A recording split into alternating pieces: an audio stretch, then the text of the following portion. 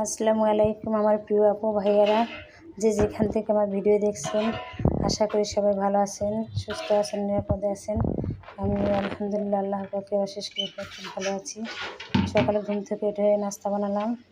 নাস্তা খাওয়া শেষে থালা বাটি ধুয়ে নিলাম। থালা বাটি ধোয়া শেষে আমি টুকিটাকি কেনার জন্য একটু বাইরে গিয়েছিলাম। আসার সময় বরণের জমিতে সিঙ্গারা নিয়ে আসলাম। ও সিঙ্গারা খেতে খুব পছন্দ করে। তো বাইরে থেকে এসে আমি পাকঘরে চলে গেলাম দুপুরে রান্নার জন্য। পটল কাটতেছি, আমি পটল দিয়ে আলু দিয়ে পটল কোরমা হবে, আর উচ্ছে ভাজি করব, আর সরষে পাবদা রান্না করব। সরষে দিয়ে পাবদা মাছ। সরষে পাবদা করার জন্য আমি মশলাটা কষে নিলাম। মশলা কষানো শেষে পানি দিয়ে দিলাম।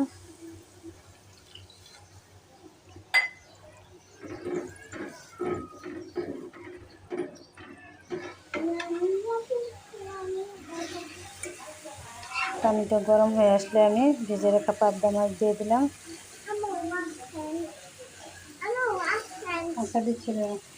পাবদা মাছ খুব একটা নাড়াচাড়া করা যায় না, পাবদা মাছ একটু নরম থাকে। আস্তে আস্তে নেড়ে চেড়ে দিলাম। পাবদা মাছ প্রায় রান্না হয়ে গেছে। জিরার ফাঁকি দিয়ে নামিয়ে নেব।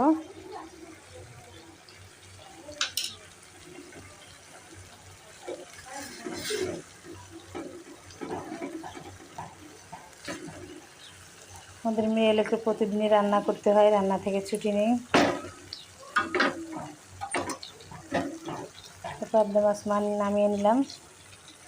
এবারে আমি পটল আলু কোরমা করবো। আমার ছোটো মেয়েটা খুব পছন্দ করে আলু, ওর জন্য পটল আলু কোরমা করবো। পটল আলু কোরমার জন্য আমি পেঁয়াজ বেরেস্তা করলাম। এর মধ্যে বাদাম বাটা, একটু মরিচের গুঁড়ো, হলুদের গুঁড়ো, লবণ দিয়ে মশলাটা কষিয়ে নিচ্ছি। মশলা কষানো হয়ে গেছে। এবার কেটে রাখা পটল আলু দিয়ে দিলাম।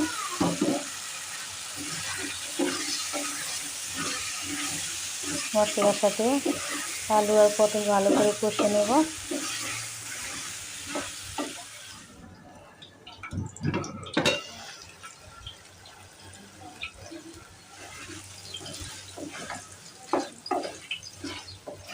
নেড়ে চেড়ে মশলাটাকে ভালো করে মিশিয়ে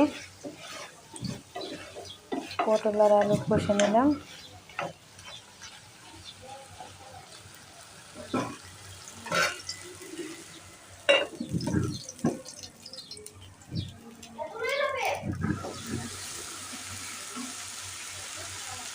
পাশের চুলে আবার উচ্ছে ভাজি বসালাম।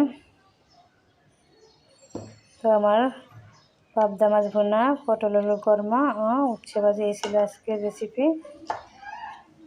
আমার ভিডিও ভালো লাগলে ছোট্ট একটা লাইক করবেন। আপনাদের একটা লাইক আমার ভিডিও বানাতে দ্বিগুণ উৎসাহ।